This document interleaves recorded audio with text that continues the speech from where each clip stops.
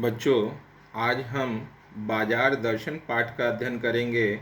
इस पाठ के लेखक जैनेन्द्र कुमार जी ने बाजार की जादुई ताकत से पाठकों को परिचित कराते हुए उससे सतर्क रहने की आवश्यकता पर बल दिया है। लेखक के अनुसार आज बाजार की चकाचौंध हमें अपनी ओर आकर्षित करती है, लेकिन लोगों को अपनी आवश्यकता अनुसार ही चीज़ें खरीदनी चाहिए। बाजार की अनावश्यक चमक धमक में फंसने से असंतोष, तृष्णा एवं ईर्ष्या का शिकार होने की संभावना बढ़ जाती है। अब हम पाठ का सारांश जानेंगे। लेखक ने उपभोक्तावाद को उदाहरण द्वारा प्रस्तुत किया है। लेखक अपने मित्र की कहानी बताते हुए कहते हैं कि एक बार उनके मित्र बाजार में मामूली चीज़ लेने गए, परंतु वापस कई सामानों के बंडल के साथ लौटे। लेखक के पूछने पर उन्होंने पत्नी को दोषी बताया। लेखक के अनुसार सभी पुरुष इस मामले में पत्नी की ही ओट लेते हैं। ऐसी फालतू खरीद के पीछे मनी बैग अर्थात पैसे की गर्मी की विशेष भूमिका होती है। पैसा पावर है।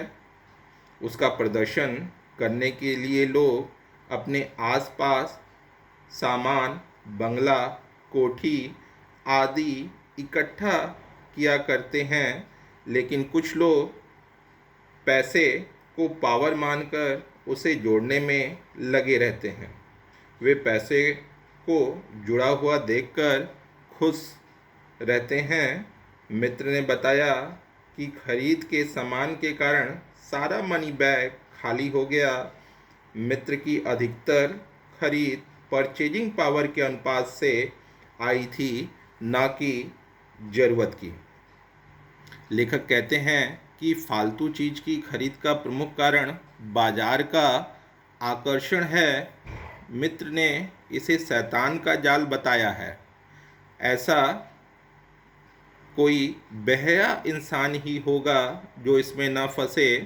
बाजार वास्तव में अपने रूप जाल द्वारा खरीदारों को मोहित करता है, मानो वह अपनी मूक भाषा में कह रहा हो, यह रूप सौंदर्य आखिरकार किसके लिए है? सिर्फ तुम्हारे लिए। आओ, लूटो और लुट जाओ। बाजार में आमंत्रण तो होता है, परंतु आग्रह नहीं होता। यह इच्छा जगाता है। हर आदमी को चीज़ की कमी महसूस होती है। चाह और अभाव मनुष्य को पागल बना देती है। लेखक दूसरे मित्र का अनुभव बताते हुए कहते हैं कि मेरा एक मित्र दोपहर को बाजार गया तथा शाम को घर लौटा, वो भी बिल्कुल खाली हाथ। पूछने पर बताया कि बाजार में सब कुछ लेने योग्य था, परंतु कुछ भी न ले पाया। एक वस्तु लेने का मतलब था दूसरी वस्तु को छोड़ना। लेखक ने इसका आशय यह निकाला, यदि अपने चाह का पता नहीं होता तो सब ओर की चाहें घेर लेती हैं। ऐसे में कोई परिणाम नहीं निकलता। बाजार में रूप का जादू है। यह तभी असर करता है जब जेब भारी हो तथा मन खाली हो। यह मन व जेब के खाली होने पर भी असर करता है। खाली मन होने पर बाजार की सब चीज़ें खरीदने का मन करता है। घर आकर जब हम उन चीज़ों को देखते हैं, उनका प्रयोग करते हैं, तब जाकर हमें मालूम होता है हमने तो बाजार से फालतू चीज़ें खरीद ली।